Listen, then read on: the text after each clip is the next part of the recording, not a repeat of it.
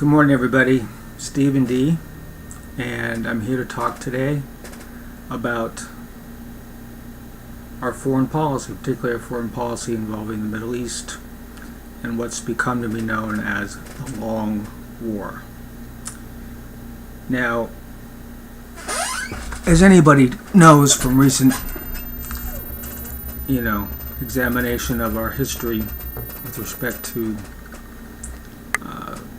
presidential powers, whether they're exercised by Bush or by Obama, whether they can get something through Congress domestically or not, they've been essentially given a free hand in terms of foreign policy, particularly when it comes to what we call the War on Terror, or what they've called the War on Terror, but which is in effect a long-established plan to control the oil resources in the Middle East.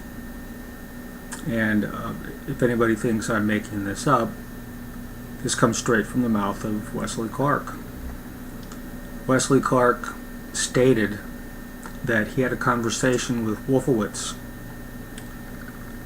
back in 1991, in which Wolfowitz essentially laid out the entire plan to invade and create regime change in Iraq, Iran, Syria, Lebanon, and Somalia. That was 1991. Again, shortly after the 9/11 attacks, Clark was informed that they were going to attack Iraq. And when he attempted to confirm this with military aid, the aide told him it was worse than that.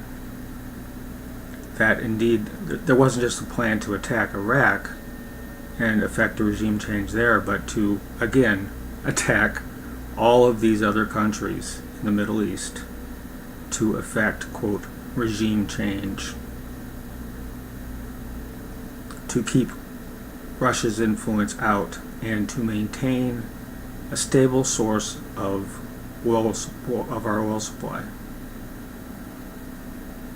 Now, not many people commonly refer to what's happened over the last 15 years, in which we've been continuously at war in the Middle East, whether in Iraq or Afghanistan or Yemen or wherever else we've, sent our drones under Obama.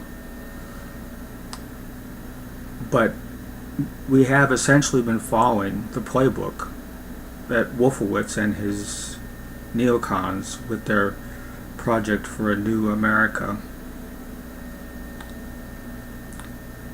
for the 21st century, laid out. The same people that, back in the Bush era, Democrats were castigating for,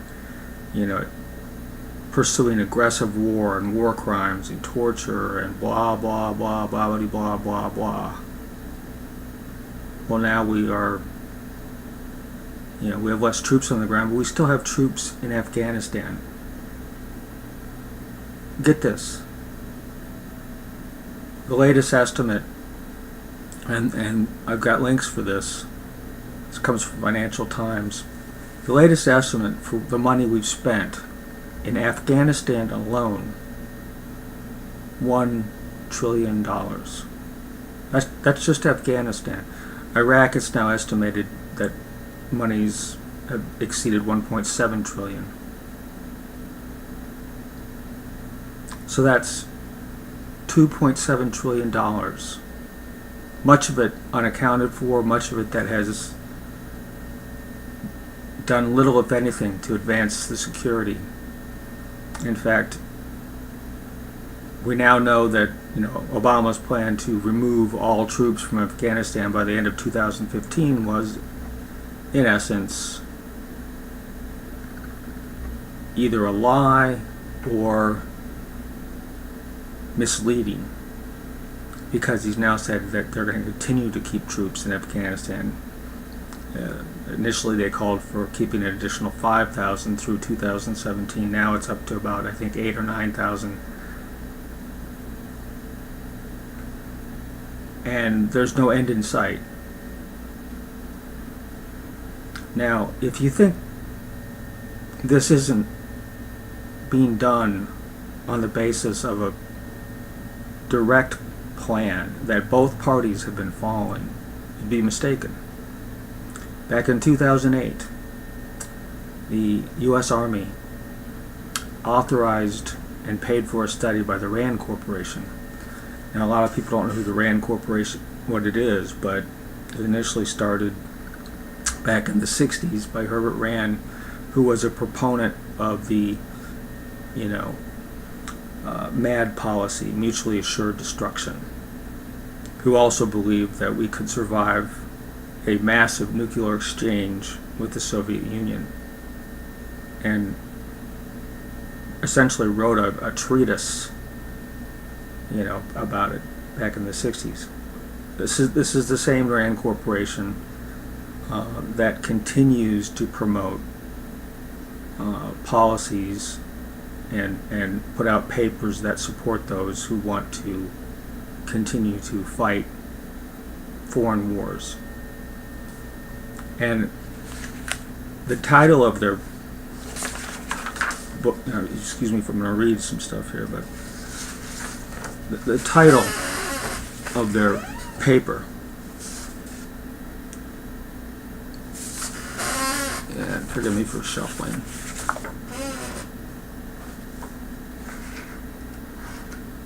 but it was a monograph that was basically just written in 2008 describing what our plans would be through 2020. So back in 2008, the U.S. Army was already perceiving that we would be conducting war in the Middle East for at least another 12 years. Okay?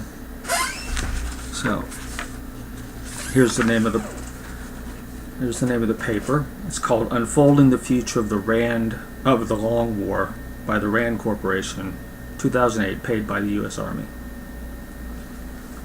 And here's some choice quotes. I'm going to read them to you. And remember, this was 2008, in the middle of, a critical foreign policy debate in the Democratic primaries. And this is what the RAND Corporation said about why we need to continue to stay in the Middle East. The geographic area of proven oil reserves coincides with the power base of much of the Salafi-jihadist network. And what they're referring to there is the Sunni jihadists that are essentially supported by Saudi Arabia and by the other Gulf oil states. This creates a linkage between oil supplies and the long war that is not easily broken or simply characterized. For the foreseeable future, world oil production growth and total output will be dominated by Persian Gulf resources. The region will therefore remain a strategic priority, and this priority will interact strongly with that of prosecuting the long war.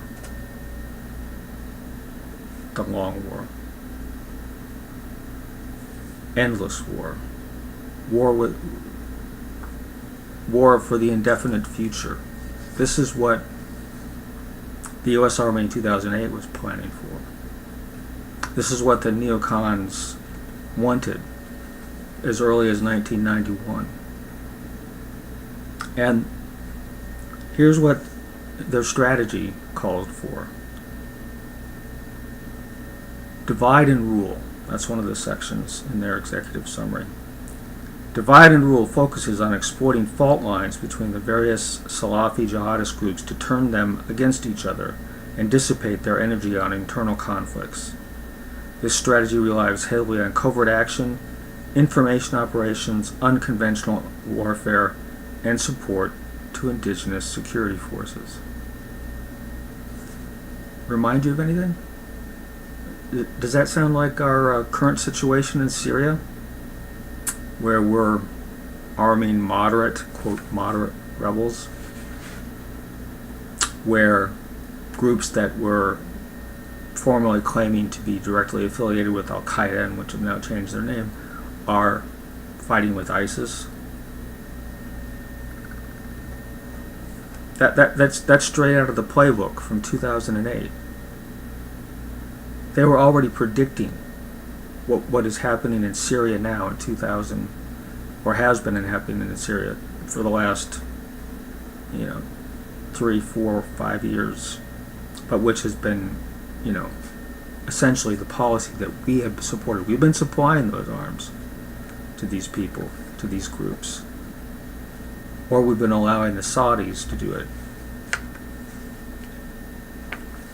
Then they have something called the inside out.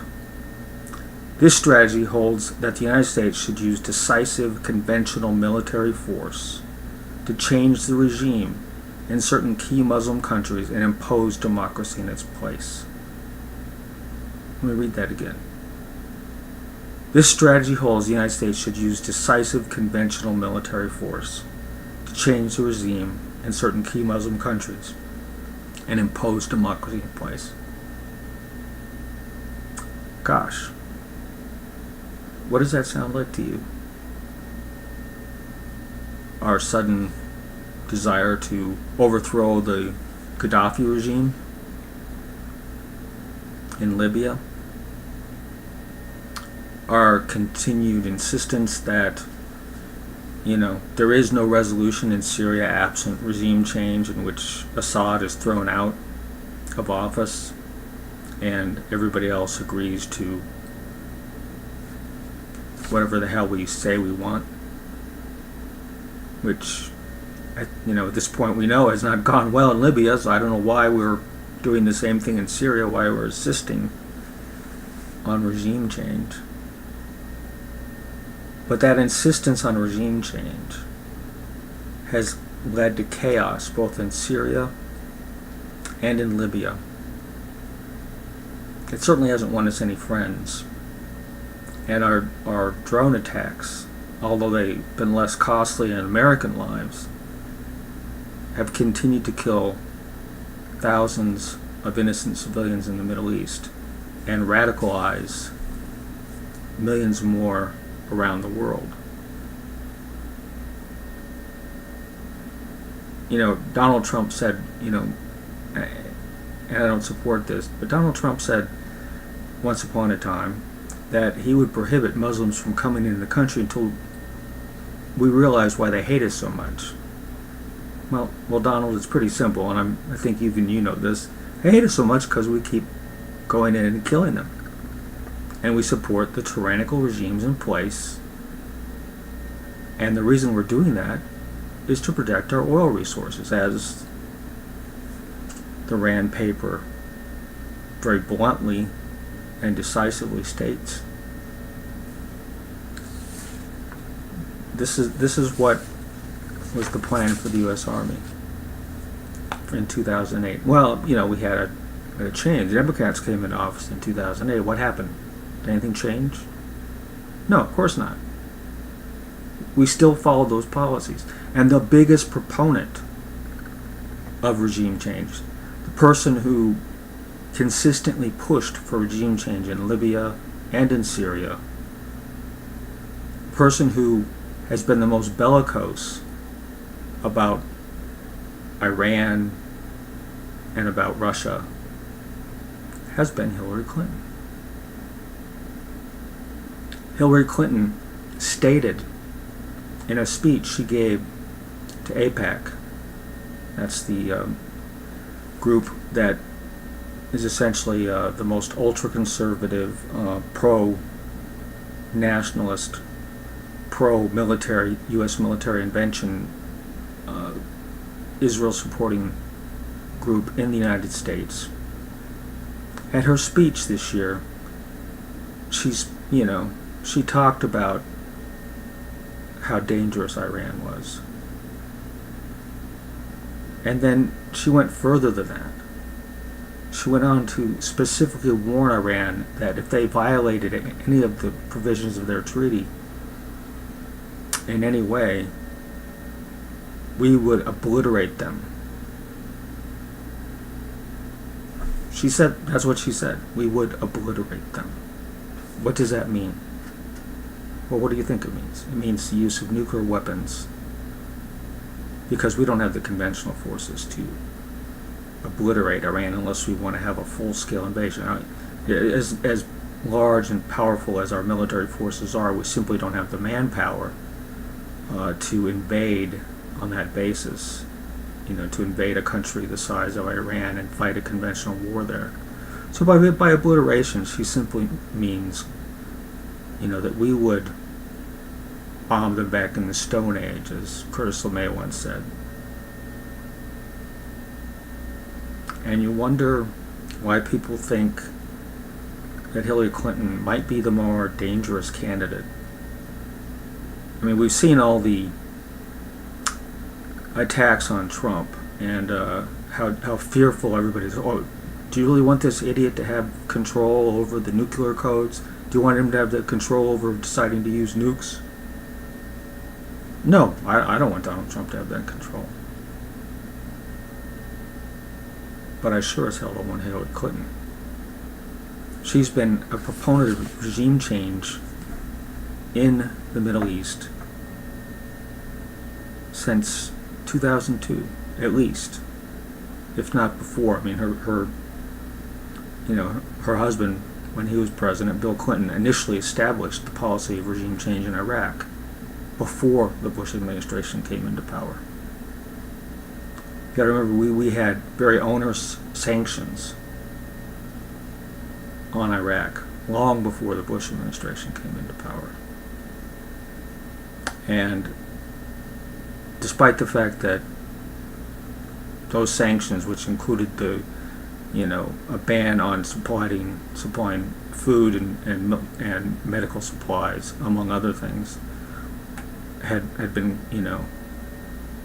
estimated to cost the lives of 500,000 Iraqi children, Madeleine Albright, who was then Secretary of State for Bill Clinton, said, well, that was a hard call, but it was acceptable. It was worth it. Worth it. So this is what we're looking at. We're looking at a woman that has stated she supports President Obama's policy to continue maintaining our forces in Afghanistan, a war that has, drained us of over $1 trillion and continues to drain money. It's you've heard the term the money pit. Iraq is one of the biggest money pits you've ever seen. I mean, the Russians figured out in about 8 years or so that they couldn't stay, 8 or 9 years, they couldn't stay in Afghanistan. It was too costly. They couldn't control it.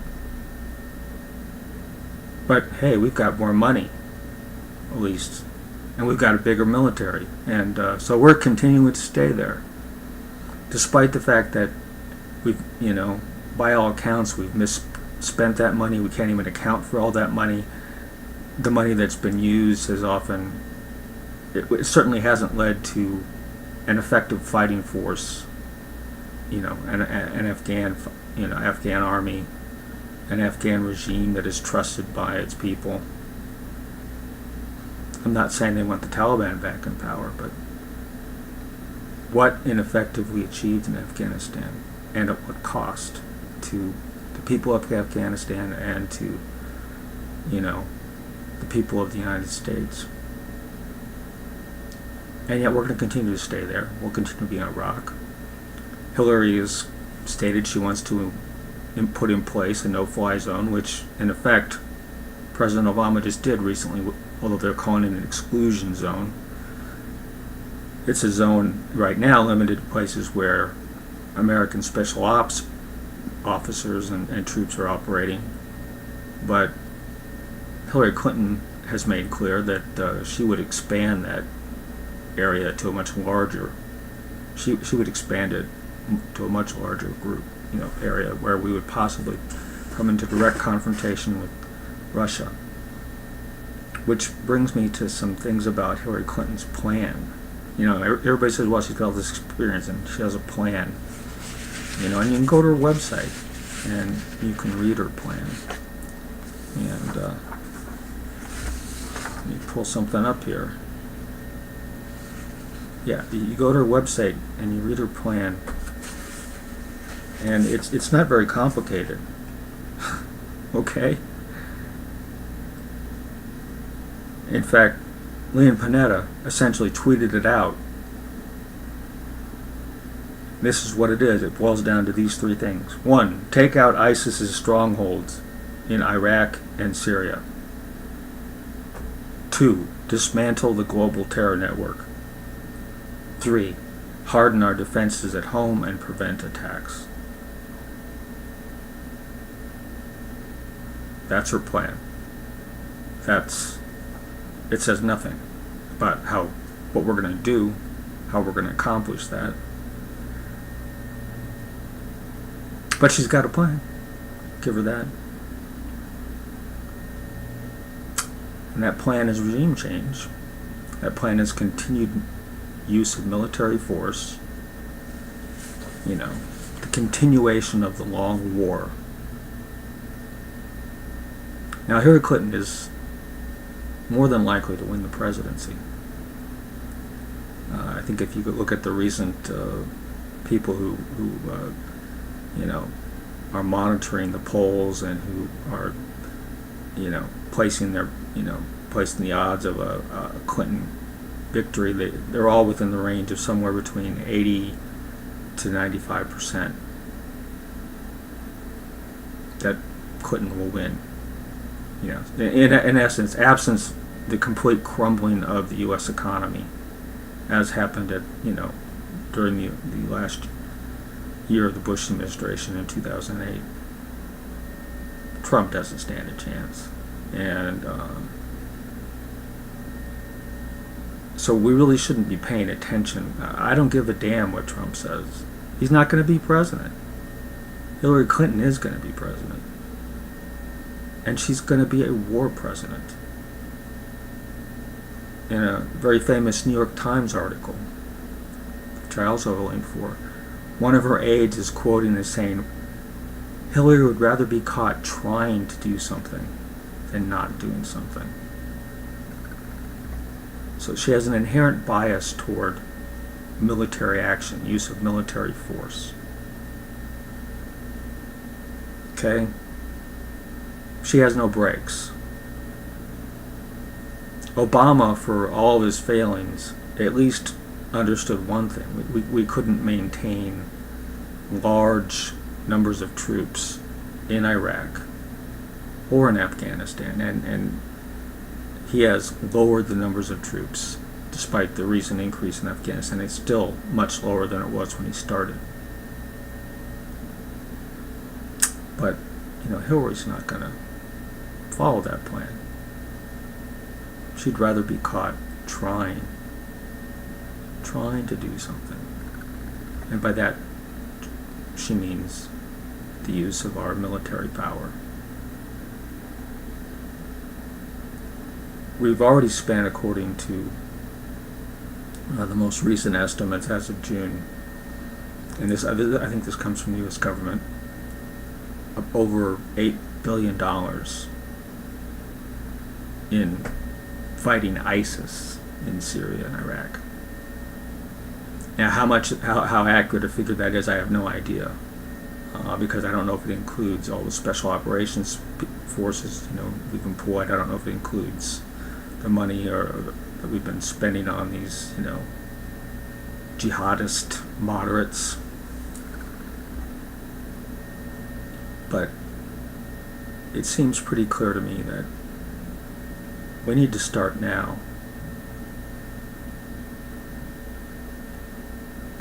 Protesting and obstructing, and doing whatever we can to make it clear that we will not tolerate a war policy president. Because we know that's what she wants to do. And we know that Congress will not act. Time after time since 9/11, Congress has failed to act to stop the president from using military force when and whenever that president wanted to use it, whether it was Bush, whether it was Obama. We've seen partisan, dog and pony shows back when, the Democrats in 2006 were in power and now with the Republicans. But it's always been about these minor little things, It hasn't been actually about exercising Congress's power to effectively stop paying for these wars, because they're not going to do it. They will allow the president to do whatever the hell the president wants, whether the president's name is George W. Bush, Barack Obama, or Hillary Clinton. I think the greatest mistake that anti-war movement made was to assume in 2008 that we'd solve the problem by electing Obama. No, we didn't solve the problem. Obama continued that war, and Hillary Clinton intends to continue it, and according to her own plan, do more troops on the ground, more bombs, a no-fly zone, more risks of attacking, Russian planes. And she's consistently defended her policy of regime change. When confronted about it in a town hall with Chris Matthews, her response to a question about do you have any regrets about what happened in Libya, since it's essentially collapsed into a chaotic mess where thousands are dying, where there is no government, where it's a failed state, and she said, well, not really. I mean, after all, you have to make hard choices. And if somebody had the chance to kill Hitler before he came to power, wouldn't they have done that? Now think about that for a minute. Hillary Clinton supports assassination, and she is equating tin pot dictators with no military resources that anywhere equal to ours in the world to Adolf Hitler and the Nazis. She's threatened to obliterate Iran.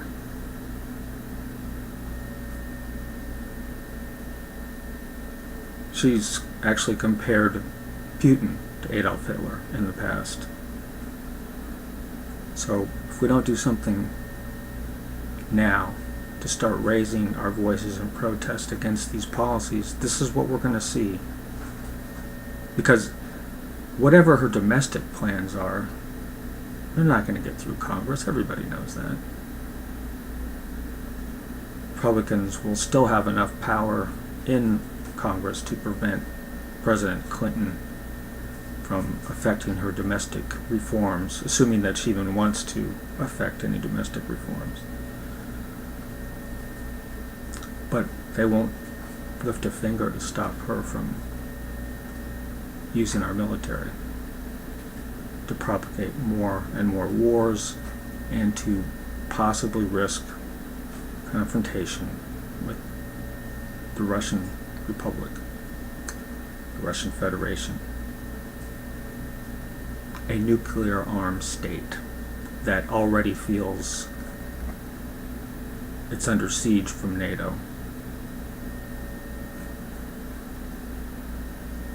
So, yes, I'm telling you, Hillary Clinton will be president, and I'm telling you now what she plans to do.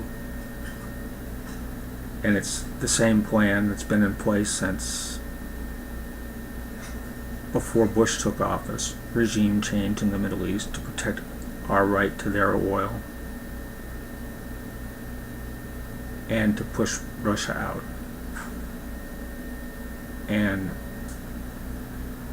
she'd rather be caught taking these risks and risking the lives of thousands and millions of other people, our soldiers, our service members, creating more radicalized members of, the Islamic faith to become lone wolf terrorists. She's willing to risk that because that's her plan. So think about that. That's Stephen D. signing off. Have a great rest of your week. Take care. Bye.